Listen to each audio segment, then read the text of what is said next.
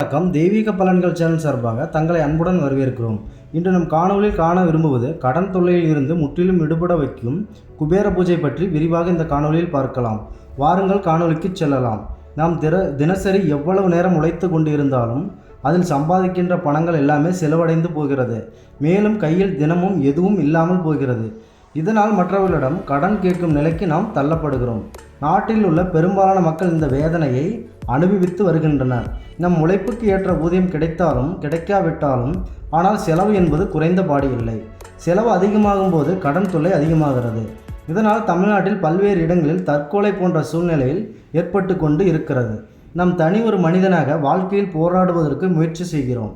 ஆனால் நமக்கு உறுதுணையாக கடவுள் வருவார் என்ற நம்பிக்கையில் நாம் செய்யும் பூஜையே குபேர பூஜை. நாம் இந்த பூஜையை சாதாரணமாக எடுத்துக்கொள்ள வேண்டாம். தமிழ்நாட்டில் மட்டும்தான் குபேர பூஜையை நிறைய பேர் செய்வதில்லை. ஆனால் வட மாநிலத்தில் இந்தியாவில் குபேர பூஜையை அதிக அளவில் மக்கள் இன்றளவும் செய்து வருகின்றனர். இதனால் அவர்கள் வாழ்க்கையில் ஒரு முன்னேற்றம் அடைந்து கண்கூடாக பார்க்கலாம். நாம் ஒரு பொருட்கள் அடமானம் வைக்க குறிப்பாக வட இந்திய நபர்களை நோக்கி பயணம் மேற்கொள்கிறோம்.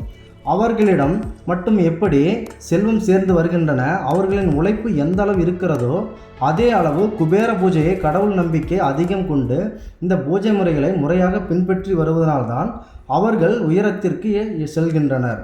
எனவே தமிழ்நாட்டில் உள்ள மக்கள் நம் தெய்வீக பலன்கள் சேனலில் கூறும் இந்த காணொளியில் உள்ள குபேர பூஜை முறைகளை முறையாக செய்து வாருங்கள். கண்டிப்பாக உங்கள் வாழ்க்கையில் நிச்சயம் பலன் கிடைக்கும். முதலில் குபேரர் என்பது யார் என்று நாம் தெளிவாக பார்க்கலாம். குபேரன் என்பவர் விஸ்வராவஷ் முனிவரின் மூத்த குமாரனே குபேரன் ஆகிறார். இவர் கடும் தவம் புரிந்து செல்வத்துக்கு அதி தேவதைகளான சங்கநிதி பதுமநிதி தேவதையின் அருளை பெற்றவர். அதனால்தான் குபேரன் ஸ்ரீ வெங்கடநாதன் கடன் வாங்கும் அளவிற்கு செல்வ செழிப்புடன் விளங்குகிறார். எனவே நாமும் அவரை நினைத்து பூஜை செய்ய அனைத்து வகையான செல்வங்களையும் பெற அன்புடன் வேண்டுகிறோம்.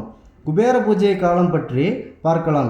குறிப்பாக குபேர பூஜை வடநாட்டில் ஐப்பசி மாதத்தில் அமாவாசைக்கு மறுநாள், அதாவது தீபாவளிக்கு மறுநாள் செய்யப்படுகிறது. ஆனால் தமிழகத்திலோ அமாவாசை என்றே செய்யப்படுகிறது. கேதார நோன்பு எடுத்து பழக்கம் இல்லாதவர்கள் இந்த பூஜையை எளிமையான முறையில் வீட்டிலேயே செய்யலாம்.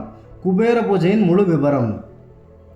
பூஜை அறையை நன்கு சுத்தப்படுத்தி கொள்ளவும். பூஜை அறை இல்லாதவர்கள் வீட்டின் நடுப்பகுதியிலேயே கூட இந்த பூஜையை செய்யலாம். மணப்பலகை ஒன்றை வைத்து அதன் மேல் காமாட்சி அம்மன் விளக்கு வைக்கவும். மனையின் இருபுறத்திலும் குத்து விளக்கு வைக்கவும்.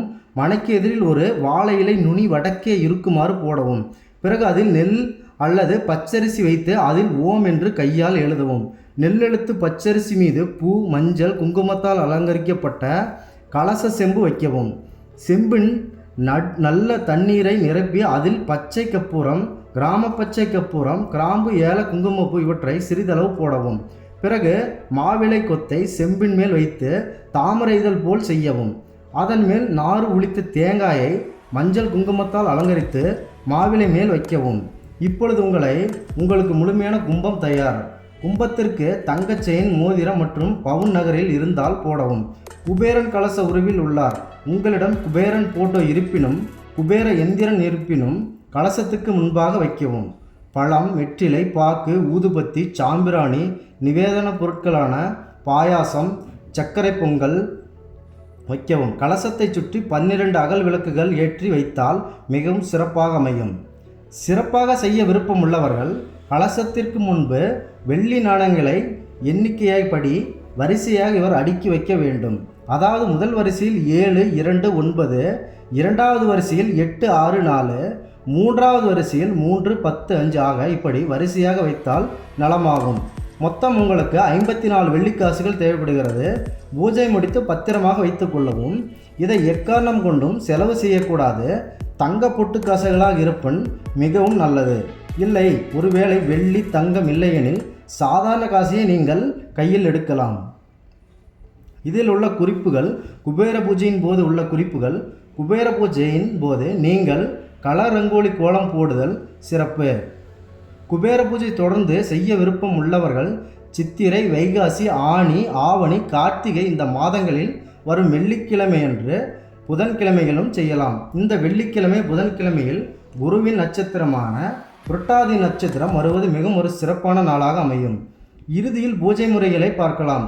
குபேர பூஜை தொடங்குவதற்கு முன்பு விநாயகர் பூஜை செய்வது நல்லது. மஞ்சள் பிள்ளையார் தயார் செய்து குங்குமம் வைத்து பிள்ளையார் மீது அருகம்புல் வைத்து பழம், வெற்றிலை, பாக்கு வைத்து சிறிது உதிரி புஷ்பம், மஞ்சள் கலந்த அரிசி எடுத்துக்கொண்டு விநாயகருக்கு அர்ச்சனை செய்வோம்.